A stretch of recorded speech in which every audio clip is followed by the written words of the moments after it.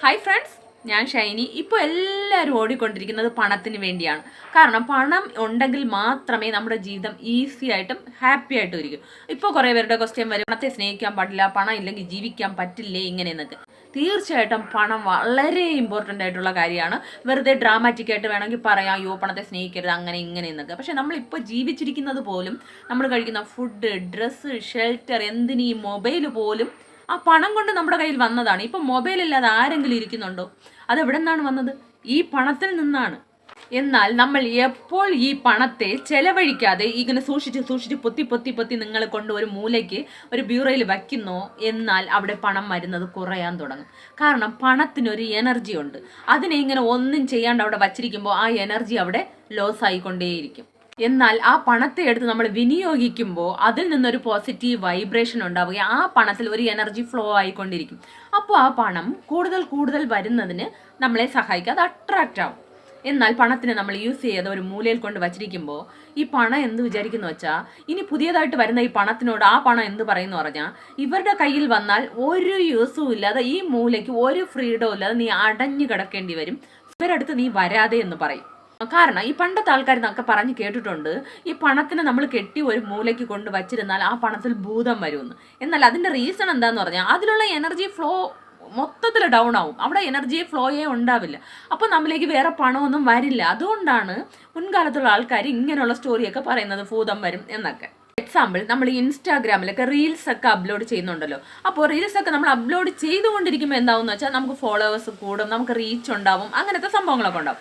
എന്നാൽ പെട്ടെന്ന് അതിനെ പോയി സ്റ്റോപ്പ് ചെയ്തിട്ട് ഇനി നമുക്ക് കുറേ ദിവസം സൈലന്റ് ആയിരിക്കാം. കാരണം വിലമതിക്കാത്ത കുറേ ഞാൻ റീൽസ് ഒക്കെ അപ്ലോഡ് ചെയ്തിട്ടുണ്ട്. സോ അതിനെ എല്ലാവരും കാണട്ടെ, ഞാൻ അതുകൊണ്ട് ഇനി കുറേ ദിവസം സൈലന്റ് ആയിട്ട് ഇരിക്കുന്നു എന്ന് പറഞ്ഞാൽ നിങ്ങൾക്ക് ഫോളോവേഴ്സ് കൂടുമോ, റീച്ച് ഉണ്ടാവോ? ഇല്ല. നമ്മളിങ്ങനെ കണ്ടിന്യൂസ് ആയിട്ട് നമ്മൾ അപ്ലോഡ് ചെയ്തുകൊണ്ടിരിക്കുമ്പോഴാണ് ഫോളോവേഴ്സും കൂടുന്നത്, റീച്ച് ആകുന്നതും വൈറലാവുന്നതൊക്കെ. അതുപോലെ തന്നെയാണ് ഈ പണം. അങ്ങനെ നമ്മൾ യൂസ് ചെയ്യാതെ ഒരിടത്ത് കൊണ്ടുവച്ചിരിക്കുമ്പോൾ അതിൻ്റെ ആ വൈബ്രേഷൻ കുറഞ്ഞുകൊണ്ടിരിക്കുകയും മണി വരുന്ന ആ ഫ്ലോ നമുക്ക് കുറയുകയും ചെയ്യും. അപ്പോൾ എന്ത് ചെയ്യണമെന്ന് പറഞ്ഞാൽ, ആ മണിയെ ഇടയ്ക്കിടയ്ക്ക് എടുത്ത് നിങ്ങൾ എണ്ണുമ്പോൾ എന്താണെന്ന് വെച്ചാൽ ഒരു എനർജി ഫ്ലോ ആവും. നമ്മൾ പറയാറില്ലേ, നമ്മൾ ഈ മണിക്ക് വേണ്ടിയുള്ള സ്വിച്ചുകളൊക്കെ ഉണ്ടല്ലോ, ഗോൾഡൻ, സൺറൈസ്, ഡിവൈൻ, കൗണ്ട് എന്താ എണ്ണുന്നത്. ആ എണ്ണുന്നതിൽ പോസിറ്റീവ് വൈബ്രേഷൻ ഉണ്ടാവും. അപ്പോൾ നമ്മളിലേക്ക് മണി അട്രാക്റ്റ് ആവാൻ സഹായിക്കും.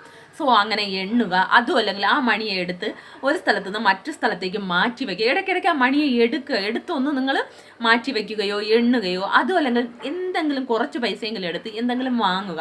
നിങ്ങൾക്ക് ഇഷ്ടമുള്ള സാധനമായിരിക്കണം. ആ വാങ്ങുന്നതും ചിലവഴിക്കുന്നതും നിങ്ങൾക്ക് സന്തോഷം തരുന്ന കാര്യമായിരിക്കണം. അല്ലാതെ നിങ്ങൾ വെറുതെ പോയി വാങ്ങണമെന്ന് പറഞ്ഞുകൊണ്ട് ഒട്ടും ഇഷ്ടമില്ലാണ്ട് പോയി ഒരു സാധനം വാങ്ങിയാൽ നിങ്ങൾക്ക് ഒരു യൂസും ഉണ്ടാവില്ല.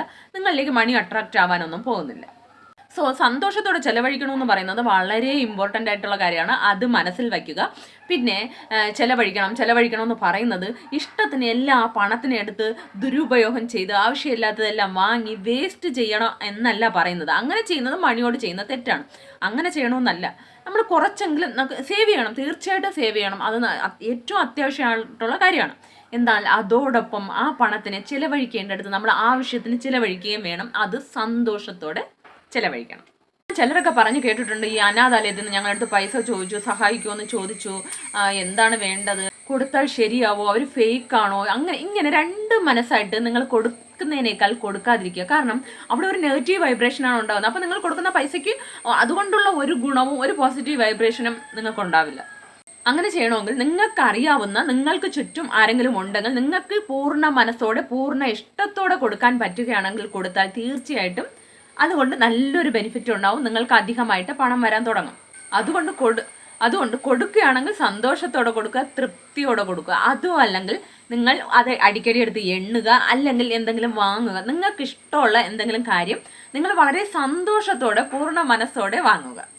അങ്ങനെ ചെയ്യുമ്പോൾ പണം വർദ്ധിച്ചു കൊണ്ടിരിക്കും. ഇതാണ് നമ്പർ 1. നമ്പർ 2, നമ്മൾ എന്തെങ്കിലും സാധനം വാങ്ങാൻ പണം അങ്ങോട്ട് കൊടുക്കുമ്പോൾ നമുക്ക് ഇങ്ങോട്ട് വേറൊരു സാധനം കിട്ടുന്നു എന്നുള്ള കാര്യം നമ്മൾ പലപ്പോഴും ചിന്തിക്കാറില്ല.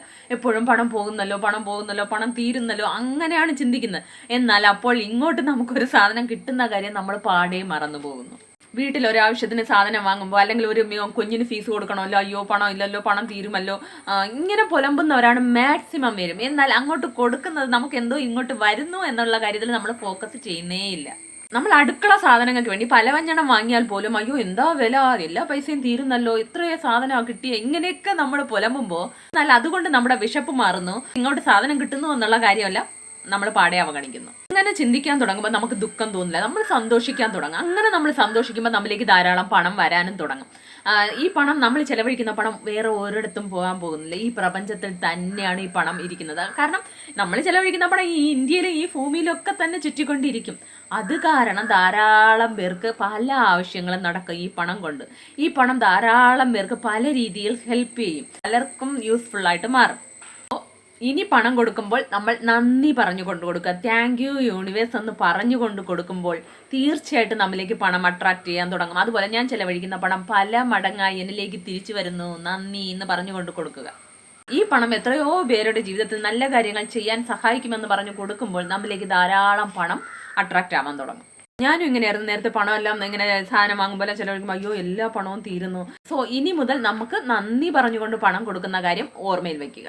ഇപ്പോൾ നിങ്ങൾ ഒരു ബിസിനസ് ഒക്കെ തുടങ്ങി, ആദ്യമൊക്കെ നല്ല സക്സസ് ആയിട്ട് പോയിക്കൊണ്ടു, പെട്ടെന്ന് എന്താണെന്നറിയില്ല, പെട്ടെന്ന് ബിസിനസ് ഡള്ളാവുന്നു, പണം കുറയാൻ തുടങ്ങുന്നു, അങ്ങനെയൊക്കെ നിങ്ങൾക്ക് തോന്നിയാൽ അതിനൊരു സൊല്യൂഷനാണ് ഞാൻ പറയാൻ പോകുന്നത്. അതെന്താണെന്ന് വെച്ചാൽ നിങ്ങളുടെ കയ്യിൽ എത്ര രൂപയാണുള്ളത്, ഒരു 10 രൂപ അല്ലെങ്കിൽ ഒരു 100 രൂപ ആയാൽ പോലും അതെടുത്ത് ഒരു പൂർണ്ണ മനസ്സോടെ പൂർണ്ണ സന്തോഷത്തോടെ തിരിച്ചൊന്നും കിട്ടുമെന്ന് പ്രതീക്ഷിക്കാതെ, ആളാവാൻ നോക്കാതെ, മറ്റുള്ളവരെ കാണിക്കാതെ നിങ്ങൾ ആരെയെങ്കിലും ഒന്ന് സഹായിക്കുക. തീർച്ചയായിട്ടും ഈ പ്രപഞ്ചം നിങ്ങൾക്ക് ആ ബിസിനസ് ഇമ്മീഡിയറ്റ് ആയിട്ട് ഡെവലപ്പ് ആവാൻ തുടങ്ങും.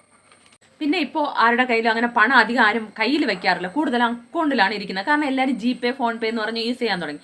അപ്പോൾ എന്ത് ചെയ്യണമെന്ന് പറഞ്ഞാൽ നിങ്ങളുടെ അക്കൗണ്ട് ഓപ്പൺ ആക്കി വെച്ചിട്ട്, ഇപ്പോൾ GPay ആണെങ്കിൽ അത് ഓപ്പൺ ആക്കി വെച്ചിട്ട് ആ പണത്തോട് സംസാരിക്കും.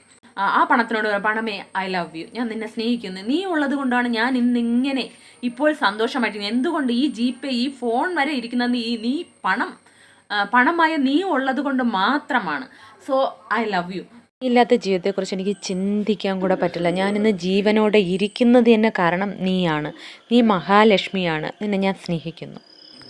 സോ നീ നിന്റെ ഫ്രണ്ട്സിനെ എല്ലാം കൂട്ടിക്കൊണ്ട് എൻ്റെ അക്കൗണ്ടിലേക്ക് കൂടുതലായിട്ട് വന്നുകൊണ്ടേയിരിക്കൂ എന്ന് പറയും.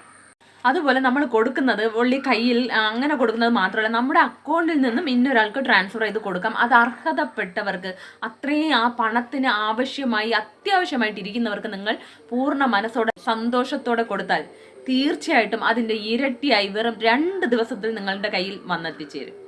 കാരണം പണം എനർജിയാണ്. നമ്മളിവിടെ പോസിറ്റീവ് എനർജിയോടെ ആ പണം കൊടുക്കുമ്പോൾ തീർച്ചയായിട്ടും ആ പണം ഡബിൾ മടങ്ങായിട്ട് നമ്മൾ എത്തിച്ചേരുമെന്നുള്ളത് ഒരു സംശയവുമില്ല.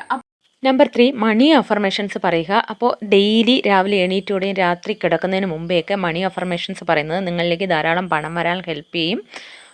ഞാൻ പണത്തെ ആകർഷിക്കുന്ന കാന്തമാകുന്നു, പല വഴികളിലായി എൻ്റെ അക്കൗണ്ടിലേക്ക് ധാരാളം പണം വന്നുകൊണ്ടിരിക്കുന്നതിന് നന്ദി, എൻ്റെ അക്കൗണ്ട് ബാലൻസ് വർദ്ധിച്ചു കൊണ്ടിരിക്കുന്നതിന് നന്ദി. ഇങ്ങനെയുള്ള അഫർമേഷൻസ് പറയുന്നതല്ല നിങ്ങളിലേക്ക് ധാരാളം പണം വരാൻ ഹെൽപ്പ് ചെയ്യും. അപ്പോൾ ഇതെല്ലാവരും ട്രൈ ചെയ്യുക. വീഡിയോ ഇഷ്ടമായെങ്കിൽ please subscribe, like, share, comment. എല്ലാവർക്കും സന്തോഷവും സമാധാനവും സമൃദ്ധിയും ഉണ്ടാകട്ടെ. Thanks for watching.